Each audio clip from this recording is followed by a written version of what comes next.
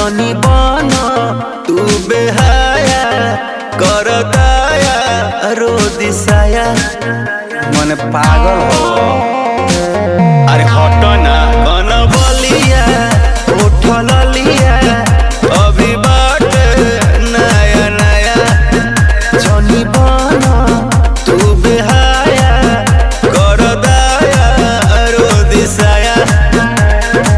कच बजवानी हमर भाई का, कच बजवानी हमर भाई